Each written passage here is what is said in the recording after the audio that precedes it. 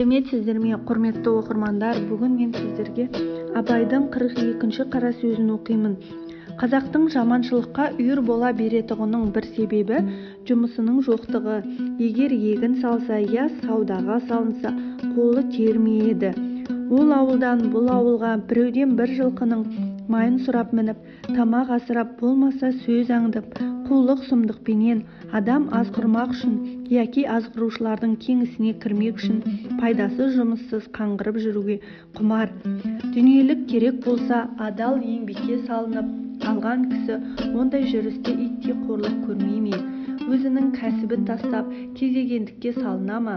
Малдылар малын өңкей малшыларға, бала-шағаға тапсырып, қолдағы Құдай берген азды көпті дәулетті қызықсыз көрініп, оның ұры бөріге жем болып қарға-шарға ұшырауына шыдайды. Пыш-пыш кеңестен қалып, бір ауылға барып, қулық, сұмдық жасап жүріп, тегін тамақ жеп, ыржыңдасуды қысыртуға шыдамайды. Не үшін десең, халыққа әдет, жол болған соң шаруаға пысық, мал бағуға, мал табуға пысық, ол өнерлі кісіге қосылмайды. Я өзі пәле шығаруға пысық. Я сондайлардың сөзін естігенмін, білгенмін деп елге жайып жүріп ырбыңдауға пысық өнерлілерге қосылғандай көрінеді.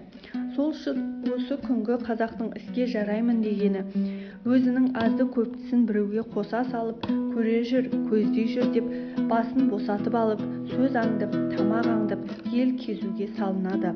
Бұл күндіге байлық тамақтан емес, ақыл, абырой тамақтан емес, арыз бере білу, алдай білу мақтан. Бұл екеуі қолынан келген кісі, салт атты сабау қамшылы кедей болса да, аз да болса орны төрде.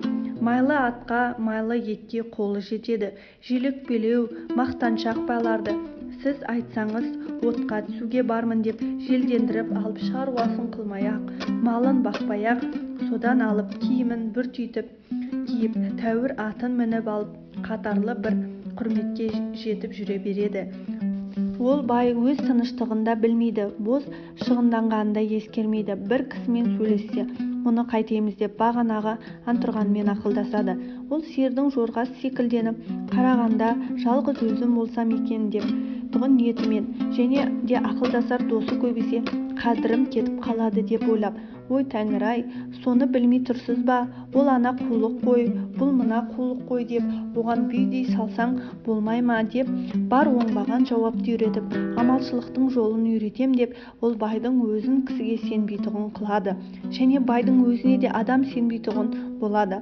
Байдың өз жауабы, өз мінезі оңбай тұрған соң, бағанағы кісі бұзылса, әлгі антұрған бағанағы байға, мен айтпап па едім, оныңкі қулық сөз деп, міне көрдің бе деп, екіншіде тырп етпейтұғын қылып алады.